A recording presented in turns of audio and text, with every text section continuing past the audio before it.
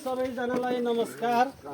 आज हामीले यस ब्रह्मचारिणी चाचीको परिवारमा एउटा कमाएर परिवार धान्ने छोरो अचानक अवस्था बिमारी हुन गई हस्पिटल लामो समय आइसियुमा भर्ना भएको हुँदा यस परिवारमा आर्थिक र खाद्यान्नको निकै अभाव भएको हुँदा हामीले एउटा सानो भिडियो बनाई सहयोगको अपेक्षा राखी आह्वान गरेका थियौँ, रिक्वेस्ट गरेका थियौँ, माग गरेका थियौँ। त्यसलाई चाहिँ उहाँहरूले सहस्त स्वीकार गरी देश विदेशबाट केही रकम र खाद्यान्न हामीलाई उपलब्ध गराइदिनु भएको छ। मैले त्यो खाद्यान्न र रकम आज यस ब्रह्मचारिणी चाचीको परिवारजनलाई समाजको अगाडि सम्पूर्ण हस्तान्तरण गर्नेछु। त्यो सामान उपलब्ध गराउने, रकम उपलब्ध गराउने व्यक्तित्व हुनुहुन्छ बुद्धभूमि नगरपालिका एक पत्थरकोट निवासी चन्द्रमणि पौडेल उर्फ विमल पौडेल, जो हामीले नगरे बुवाको छोरा पनि भन्छौँ। उहाँले आफ्नो कम्पनीबाट केही रकम, मैले आफूले पनि सहयोग गर्छु, कम्पनीबाट पनि गर्छु, दाइ अवस्था के छ भन्नुभएको थियो। मैले भने भाइ अवस्था दयनीय छ, बिहान बेलुकी जुटाएर पाल्ने छोरो अशक्त बिरामी भएको छ, आर्थिक र खाद्यान्नको निकै अभाव छ। यस्तो बेलामा सहयोग गर्नु धेरै सराहनीय पनि हुन्छ। चार धाम घुम्नुभन्दा यो पीडित परिवारलाई सहयोग गर्नु, यही नै मन्दिर छ, यही नै चार धाम छ बाबु, यसमा तिमीले सक्छौ भने सहयोग गर भनेर मैले बारम्बार उहाँलाई रिक्वेस्ट गरेको थिएँ। भाइले मलाई साउदी अरबमा रहेको मेन एसपी 30 रिग स्टाफ कम्पनीबाट उहाँ कार्यरत देशी विदेशी नेपाली दाजुभाइ सम्पूर्णसँग उहाँले एउटा रिक्वेस्ट गरेर केही रकम सङ्कलन गर्नुभएको थियो। त्यो रकम उहाँले आफ्नो परिवारजनको एकाउन्ट मार्फत मलाई हस्तान्तरण गर्न भन्नुभएको थियो। त्यो रकम थियो 70,000बाट दाइ केही रकमको चाहिँ आम रासन पानी फल फ्रुट खरिद गरेर एउटा भिडियो बनाएर पठाइदिनु होला। मैले पनि यहाँ जसले सहयोग गरेका थिए ती साथीहरूलाई देखाउनु पर्ने हुन्छ। यस्तो कुरामा निकै नै चाँडै सहज तरिकाले चाहिँ बनाइदिनु होला भनेर विमल पौडेल भाइले चाहिँ 70,000 रुपियाँ दाम आफ्नो कम्पनीबाट एसपी 30 रिग स्टाफ भन्ने साउदी अरेबियामा रहेको कम्पनीबाट उठाएर पठाउनु भएको छ। विमल भाइलाई धेरै धेरै धन्यवाद र यस परिवारबाट र यो पत्थरकोटवासीबाट पनि धेरै धेरै धन्यवाद छ भन्न पनि मैले चाहन्छु। विमल भाइ, तिम्रो यस्ता कार्यहरू अझै हौसला बढोस्, अझै उचाइमा जाऊ, यो कुरामा लगाव बढोस् भन्ने पनि मैले अपेक्षा राख्छु। विदेशमा भएको मान्छेले नेपालीको मन न हो, यहाँको पीडालाई सहर्ष बुझी आफूले खाएर नखाएर 24 घन्टा ड्युटी गरेको मान्छेले यो दुःख सहन नसकेर ऊ भाइले चाहिँ यत्रो रकम 70,000 सानो एमाउन्ट होइन, एउटा कसरत गरेर यो ब्रह्मचारिणी चाचीलाई पठाइदिनु, बाबुको उपचार गरिदिनु भनेर पठाउनु भएको थियो। त्यो रकम मैले एकछिनमा यहीँ हस्तान्तरण गर्नेछु। यसै गरी सिद्धगङ्गा नगरपालिका 11 लुङ्ग्री 8 खोला अर्घाखाँचीका हाल रोजगारको सिलसिलामा दुबईमा रहने क्रिस बहादुर पल्टी मगरले 3435 रुपियाँ, म्यासेजमा पल्टी छ, मैले त्यही लेखेँ। उहाँले 3435 रुपियाँ 3435 रुपियाँ पठाइदिनु भएको छ।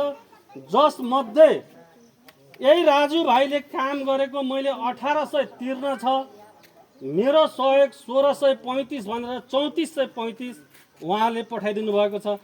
क्रिस बहादुर पल्टी मगरलाई पनि धेरै धेरै धन्यवाद छ र सोको परिवारजनलाई सुखी शान्त मिलोस्, पशुपतिनाथले सदैव रक्षा गरून् भन्न पनि चाहन्छु।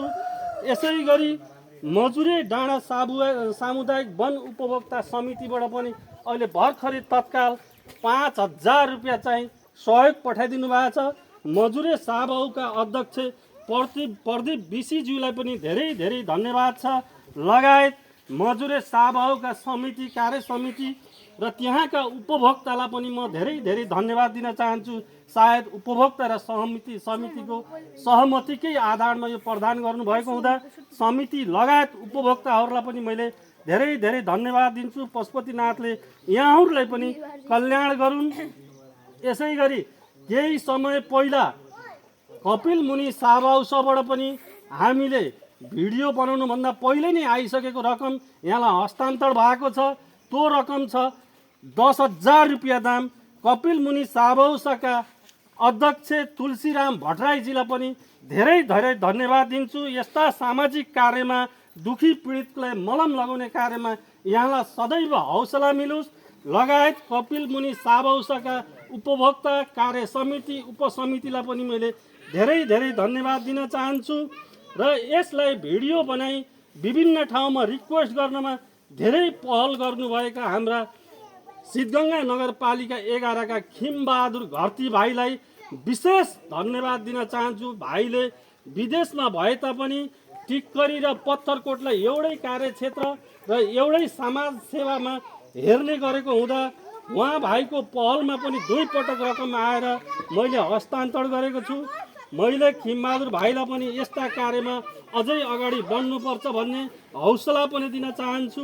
खिमबहादुर भाइलाई सदा सदाभर यिनी कार्यहरूमा अगाडि लाग्नुहोस्। तपाईँलाई दुखी पीडितको समाजको स्थानीयको सधैँ आशीर्वाद छ। कृष्ण भाइ के अरे खिमबहादुर भाइलाई धन्यवाद दिँदै यो खाद्यान्न जुटाउन रकमलाई चाँडै निकासा गर्नलाई पहल गर्ने कपासी निवासी हाम्रो नारायण पोखरेल सरलाई पनि मैले धेरै धन्यवाद दिन्छु।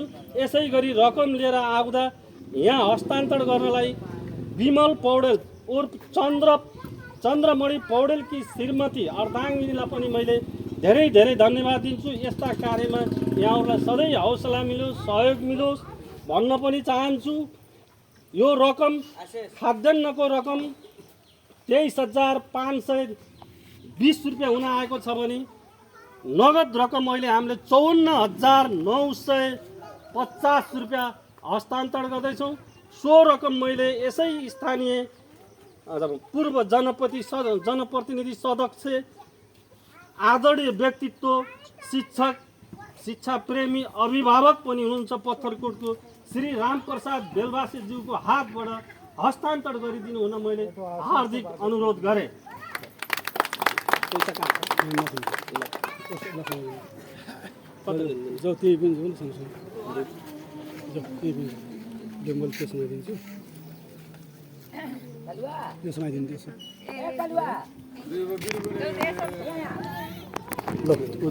दुईटा कति छ टोटल भनिदिनु त नगद 54,900 नगद प्रदान गर्दै हुनुहुन्छ श्री रामप्रसाद बेलवासीज्यूको हातबाट। सर सहयोगदाताहरूलाई मुरी मुरी धन्यवाद छ।